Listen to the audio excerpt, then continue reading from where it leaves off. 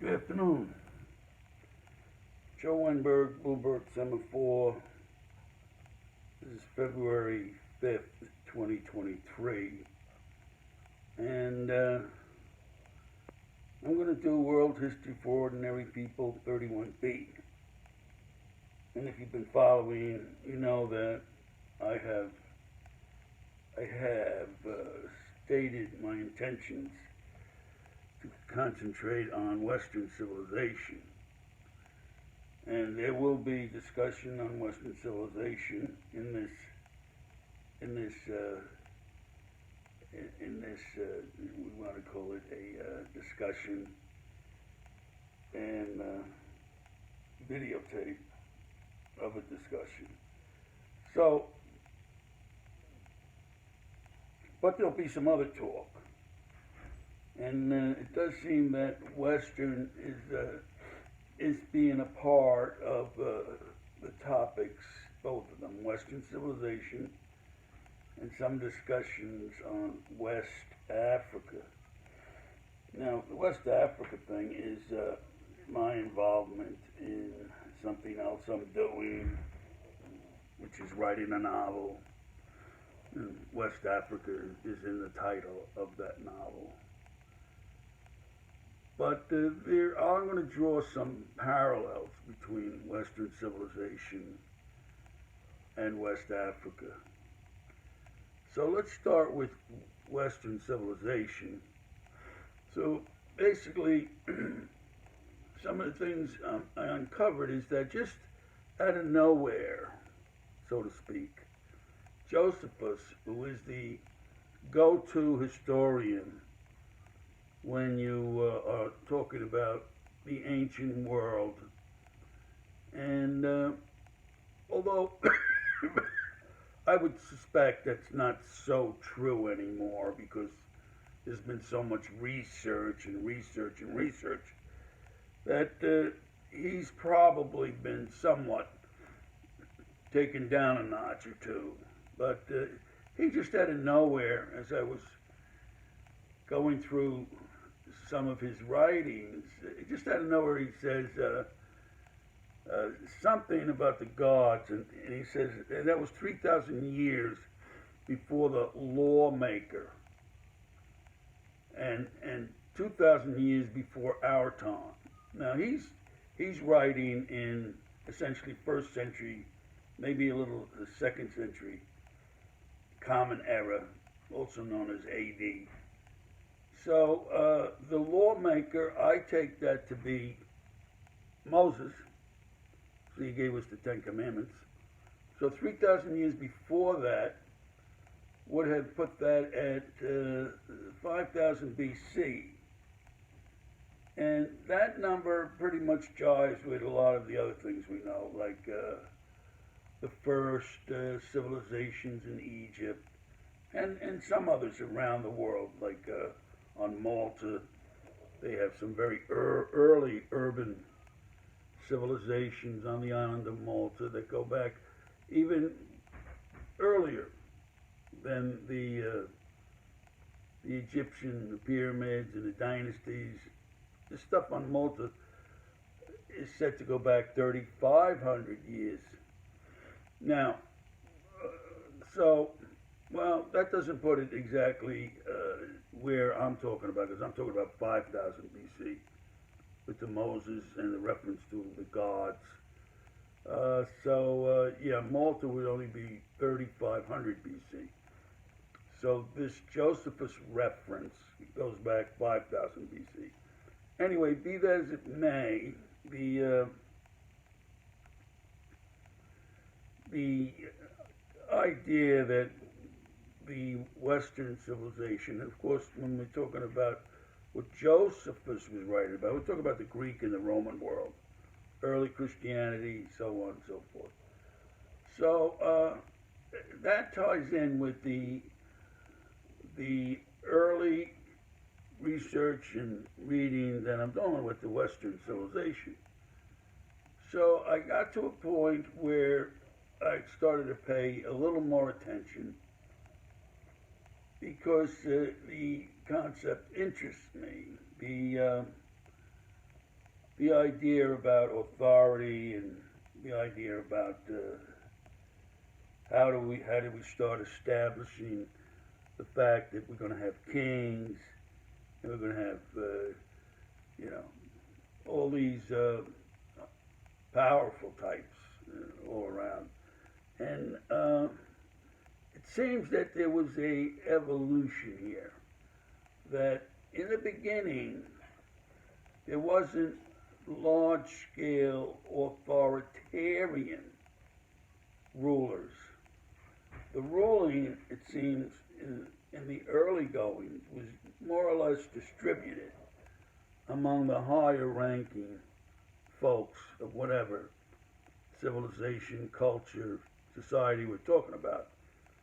I like to call it a very thin veneer that goes around the culture, the society, very thin veneer. And that thin veneer interfaces, exchanges ideas, makes suggestions with the ruler, be that ruler a king or a high priest or something, and they have this exchange. So the high priest or the king is not the only authoritarian figure. It's kind of a distributed, shared authority. Now that goes on pretty much, according to what I'm reading, it goes on pretty much till the end of the Middle Ages. And somewhere in the 12th and 13th century, or thereabouts, there's a big push to a singular authority, a big push to having only a king being the authoritarian head of the civilization, of the society. No more sharing of policies. What the king says is what we're going to do.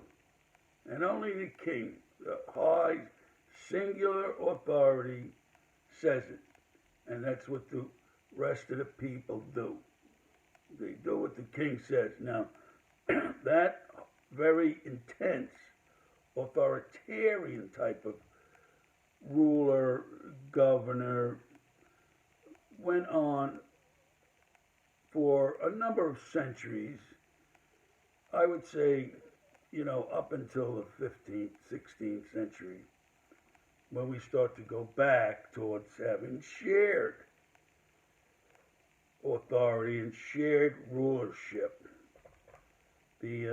Once again, the top veneer, once again, starts to have input. And the king is no longer the sole source of authority. So that is, I think that's more or less the history of authority and how we got our our taste for rulers. Now, keep in mind that this is not the people. Don't misinterpret this. This is that thin veneer, and just them. The people aren't saying to the king, "Hey, we want this. Hey, we want that." No, it's the thin, very thin layer of the upper classes. And I can't even use a plural. That's just upper class. Period. Very thin. Very few. They have the ear of the king, and that's how the world gets ruled. Now,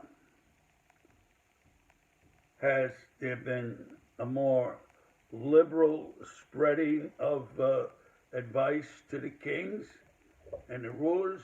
Yes.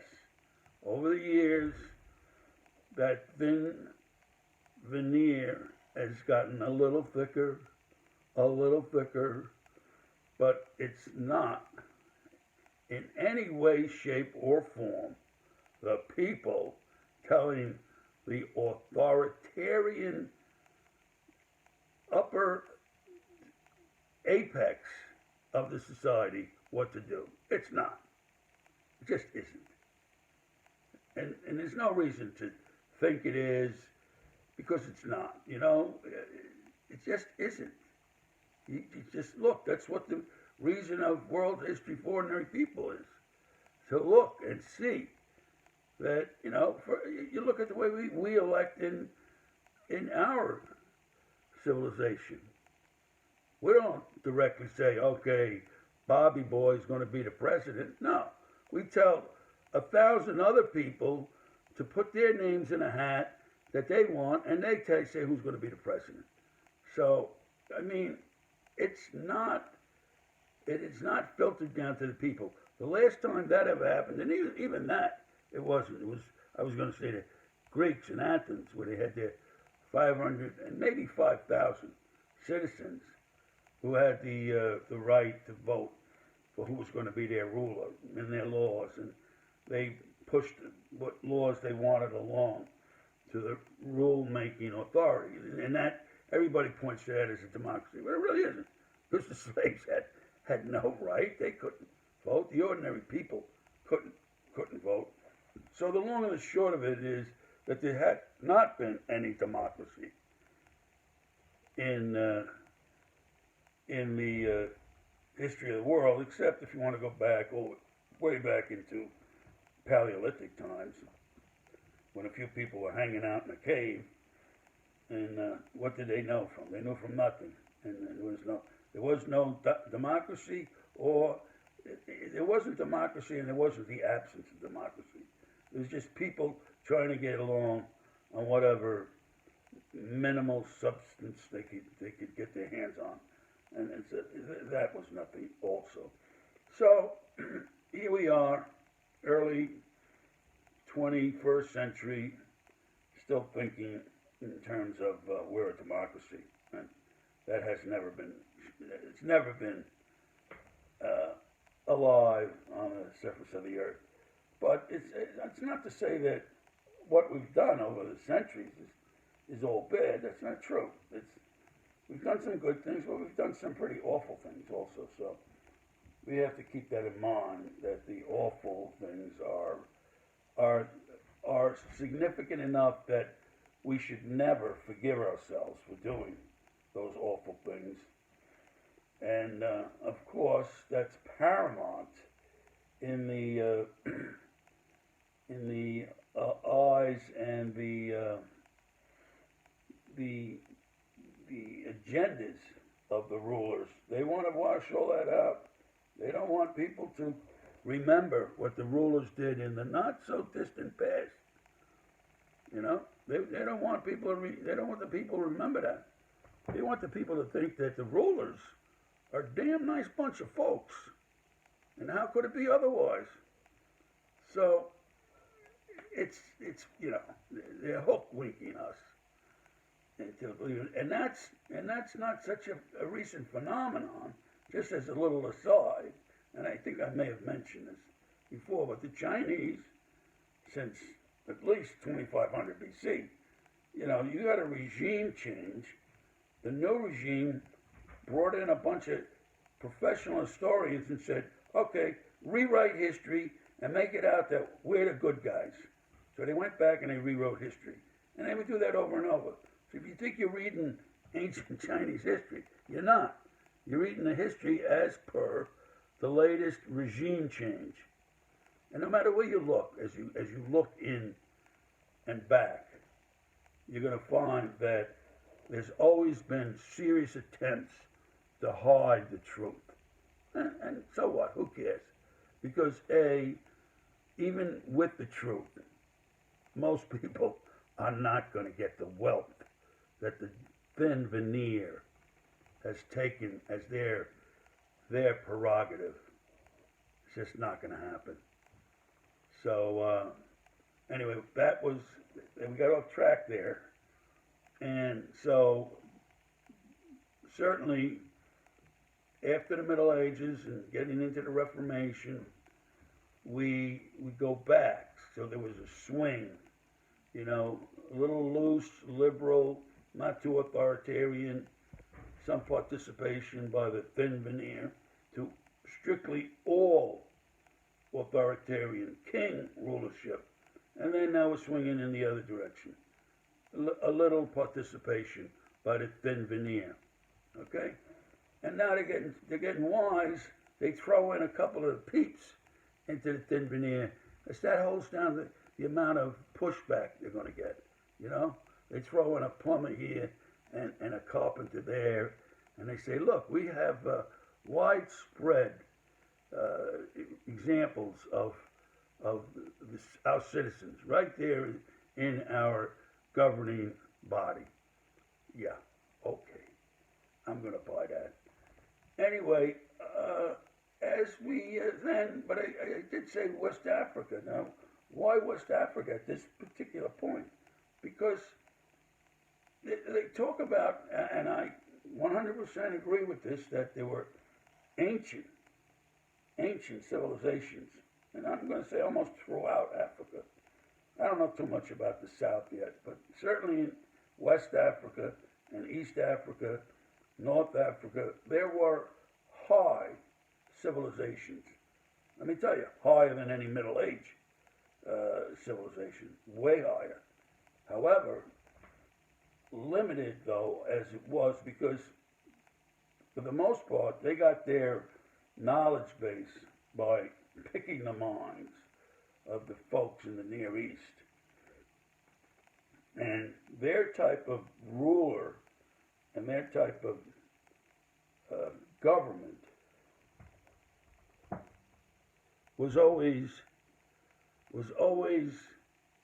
very thin. A big boss man, king, emperor, and then everybody else underneath. You had to crawl to get an audience with these kings and emperors in ancient Africa. Crawl on your knees, okay? But their civilizations were large. Their civilizations interacted with other civilizations. The Middle Ages could not have gotten started, in Europe, would never have gotten started without the gold from Africa, which meant the West Africans had the ability in trade to use caravans and go all the way up from the middle of Africa to North Africa and then over into the Iberian Peninsula and throughout Europe and give them gold. Not give them, but they traded. But the Middle Age regimes in Europe needed gold. Otherwise, they couldn't have progressed. They got that gold from Africa, who was advanced enough to trade with the kings and queens and princes and what have you of the Middle Ages in Europe. So, and population-wise, I've read it a number of times, in and around West Africa, the empire there, and I want to call it the Mali Empire, had 50 million people. That's one empire.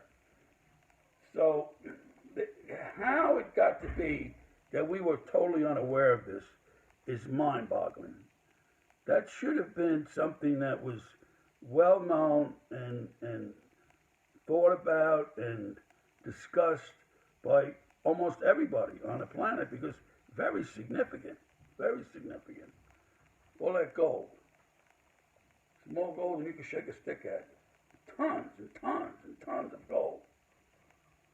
And the one historical person from Mali who was a king, i.e. made him the emperor of that area, I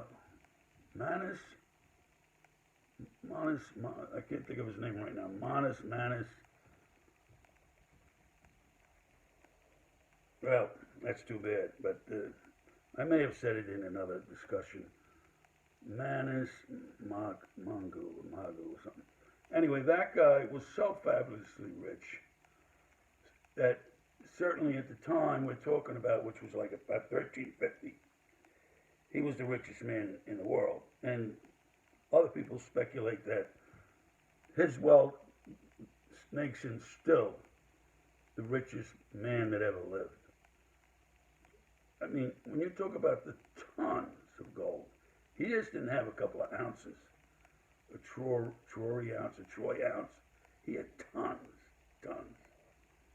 And he took all his gold, not all, but a good deal of his gold, and 80,000 of his people, and they did a caravan up to Cairo, and he turned the world upside down because he had so much gold. The market for gold fell out of just took a dive because he was giving it away. And that was this trip that he was taking. Actually, the trip was to get him to Mecca, so he would have that once in a lifetime trip to Mecca that all good members of the Islamic faith were supposed to do. And he does do that. And while he's there, and while he's in Cairo, he lets the people know about his predecessor, which was somebody like Abu Bakr II, who knew enough about the world that he was adamant about getting a sea convoy to head west across the Atlantic, because he'd get there and he'd get more gold. There's no end to their desire for gold. So he set out Abu Bakr II, or Bakr II. He set out never to be heard from again. And what I could put together is that they didn't really have ships. They may have had large canoes, like the Polynesians, and they set out across oceans. The only thing is, I'm thinking a canoe starting out Western Pacific, plenty of islands, so maybe not that difficult. They certainly did it. But the Atlantic Ocean, you catch that at a bad time, your little canoe is going to go under. There's no way. Well, that would be the same thing in the Pacific, except that you would have had that slight chance of being more to the west and being protected by islands. So, and the reason why I bring that up is because the only reason we know about that attempt at going across the Atlantic by these people of 1320, let's say, 1340, was because Mongu, what his name was, Manus, something like that. You look up Manus, you look up Mali history, Manus, something, Manus Malo Mago. It'll come up only because he told the people in Cairo about it. Otherwise, there'd be no documented history that attempt was made. We'd still be thinking the first attempt was Prince Henry the Navigator and his boys going down the west coast of Africa. And that were the first people doing this sort of thing.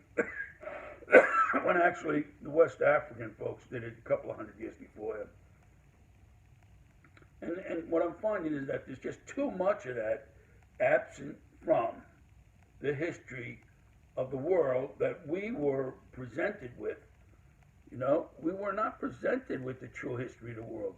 We got a little bit of the history of the world, but we didn't get the whole package.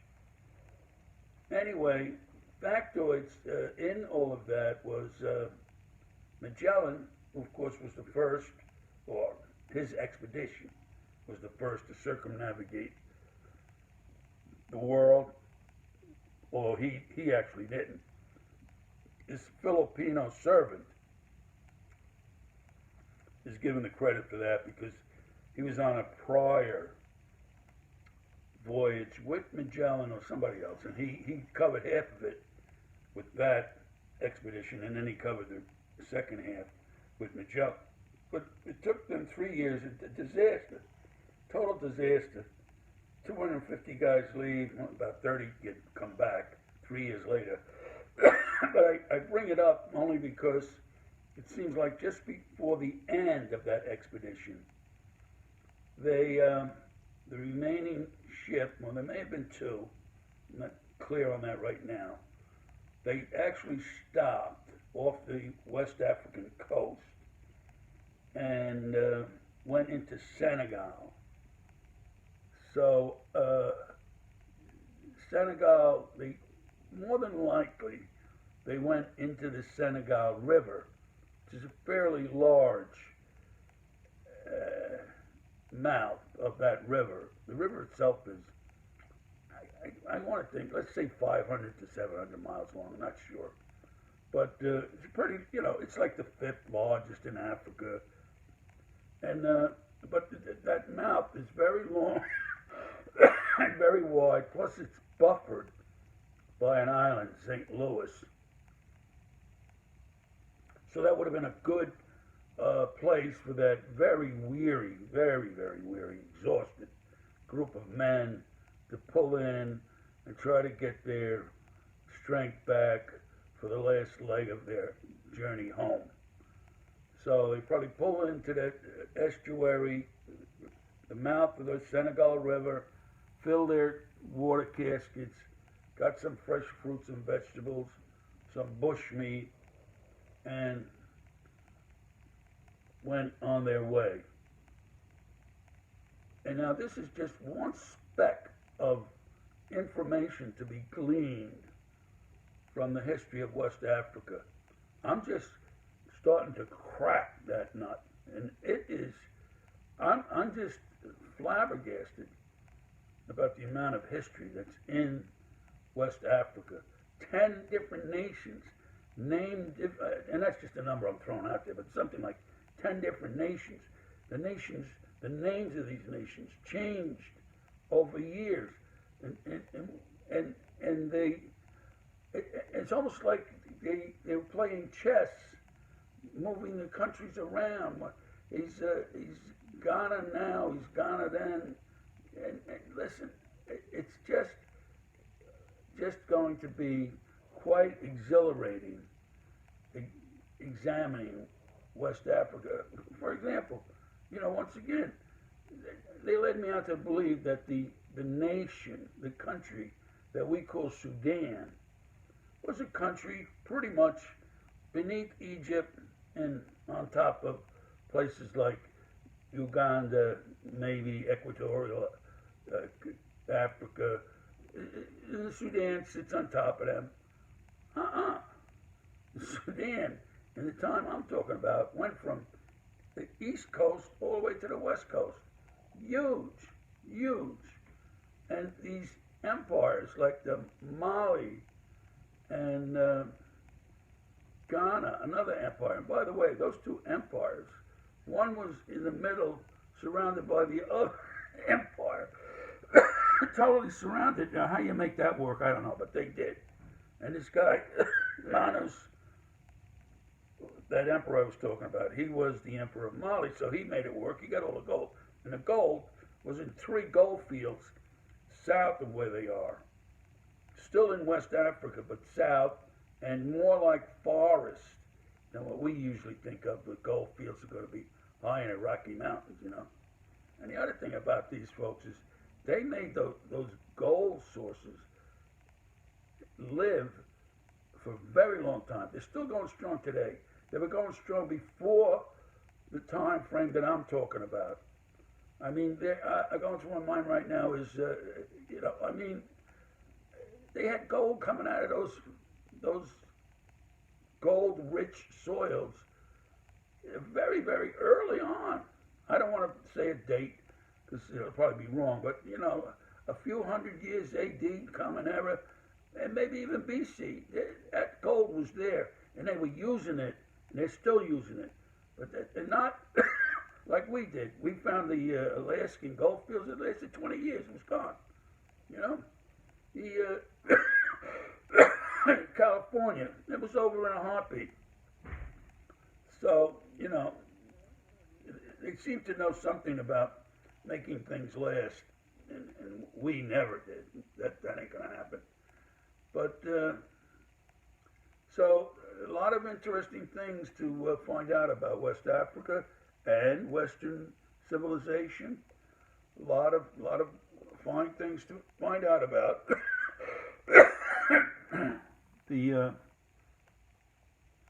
Make note of this, however, that early, it can be understood that the economy of these empires in West Africa were based on three economic spheres: gold, slaves, and something else. I forget what it was. But so, and the slaves thing was the Africans selling Africans to external countries like North Africa or the Near East, and I want to say up in Europe too, like Iberian Peninsula, probably throughout the Mediterranean.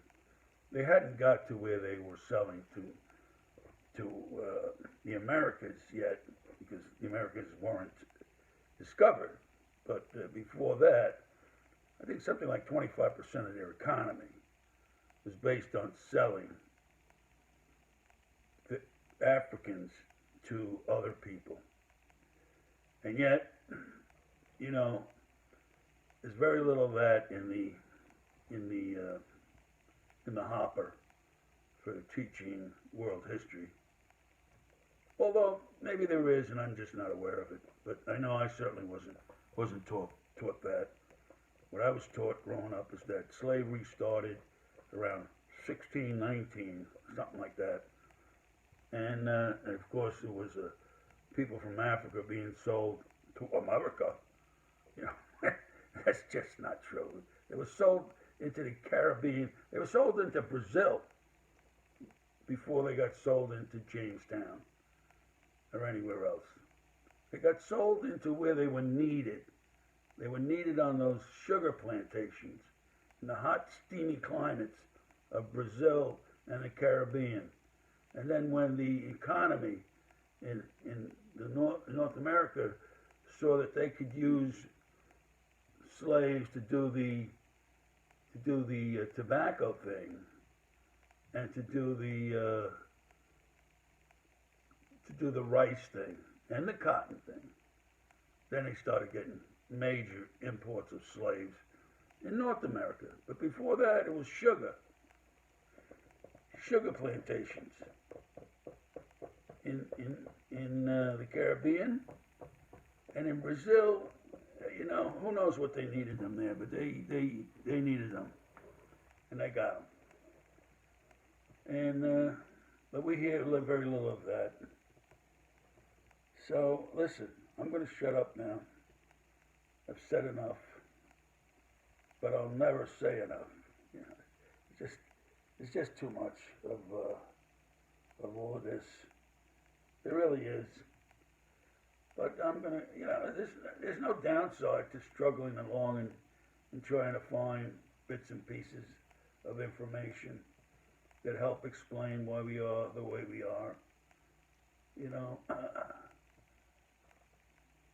just and you'll probably see and hear me bashing a lot of countries where other people always are giving them, you know, letting them off the hook.